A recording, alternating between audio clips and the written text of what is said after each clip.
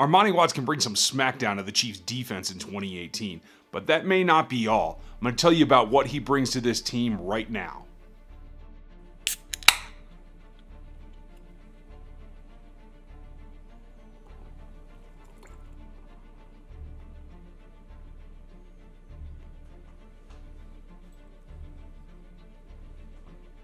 Welcome back to RGR. I'm Ryan and I'm going rogue. This is my opinions about the Chiefs and the NFL and football in general. I decided to change up the intro a little bit today just because I'm going on vacation and there's going to be some beverages involved, so I figured I'd give you a little B-roll of that too. I hope you like that, and we're going to talk today about Armani Watts, the Chiefs draft selection out of Texas A&M to play safety. A lot of things to like about this guy, and the Chiefs certainly had him hit a number of the things that they look for. And first and foremost, we're going to see some clips and we're going to go through it, but the guy's a smart player, and that's really what it comes down to. You see him at Texas A&M do some things that the Chiefs like to do in their defense with Bob Sutton, and that is changing pre-draft looks, moving around the field, and he's very good at that. You see him move from what looks like a cover 2 shell and drop him down quite a bit at Texas A&M into that kind of robber type space. Where you have one deep and one close, and that's fine. That's a good thing. He won't actually be in that role as much, I don't think, because that would leave Eric Berry playing the deep safety, and I don't think that's the best use of Eric Berry's time. But in reverse, you're going to see the shift, and the fact that a player in college can disguise those looks and make those shifts as the play gets rolling, it's instinctual, it's gives to his visual ability to read, and that's something that I think really is going to pay off for Armani Watts in Kansas City. Now, when he does, it's going to be a thing that he has to work on some of his pursuit angles. You see that he's a little bit reluctant in the run game sometimes, and you see that there are possibilities where he needs to take slightly better angles.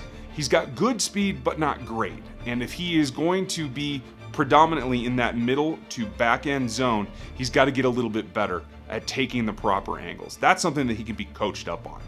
One thing he does not need to be coached up on, though, are hits. The guy brings an aggressive tackling style, and he makes some good collisions. I think he kind of feeds off of that, the way that you see his reaction. He's not the biggest guy, but he's got pretty thick shoulders for his frame, and he can deliver some powerful hits. The problem is there are times when he does get overly aggressive, and that's going to lead to some missed tackles. Or sometimes, honestly, on film that I see him put his head down.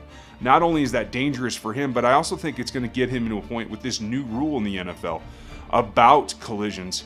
That may get him in trouble. So he's going to have to work on that, get a little bit back more to fundamentals of tackling, breaking down a little bit, not quite as aggressive, and I think that's going to serve him and the defense very well as they come into 2018. I expect a really progressive training camp, and I think he's a guy that in the end might be able to win that spot.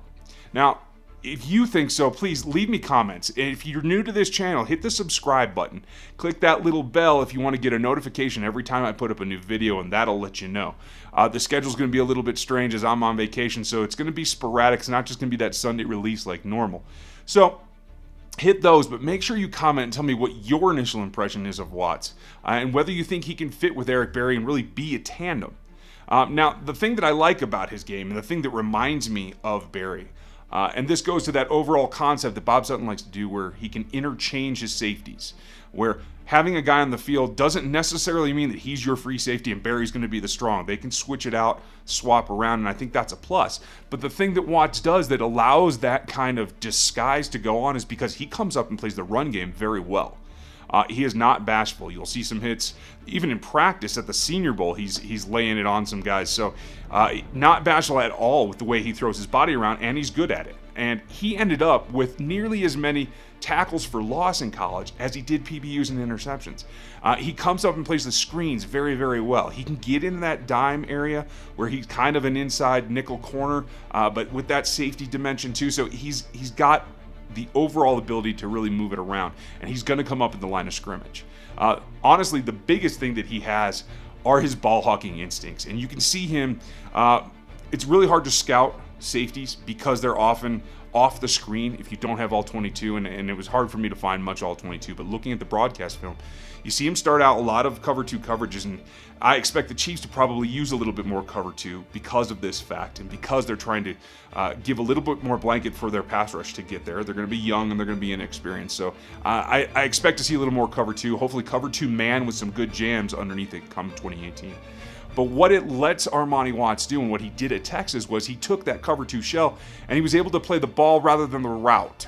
He reads routes well, he reads quarterbacks well, and you can see that he can go up and get a ball in the air at the high point, even though he's not the tallest guy, and he can beat out taller receivers. And that's something that the Chiefs are really looking for because they haven't had as much in terms of playmaking ability in the backfield.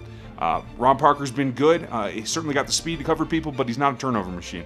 And with the loss of Marcus Peters, you want to get somebody else in there that can kind of shore up that slack. So I think overall, Armani Watts is a good guy that is going to get a chance at significant playing time as a rookie. I think he and Eric Murray are going to battle it out. I don't think Dan Sorensen really belongs in the back. I think he's going to be in a fight with Dorian O'Daniel, but we'll cover that on another day. For today, please make sure you comment. Let me know what you know. Let's get this conversation going. There's a lot of folks out here, and I want everybody to have a voice about what you see and what you feel as we get ready for training camp. And make sure you check out the Locked On Chiefs podcast. We're talking about all kinds of topics all the time, 5 days a week. They're 15 to 20-minute episodes. If you have gotten here, but you don't know the Locked On Chiefs podcast, hit the link in the notes. I think you'll like it. And what we're going to do going forward is continue to expand topics. And I have a couple more that are probably going to come out while I'm on vacation. And once I get back in June, we're really going to hit it hard. So thank you for watching. And I really appreciate all the time you're spending. And I'll talk to you next time.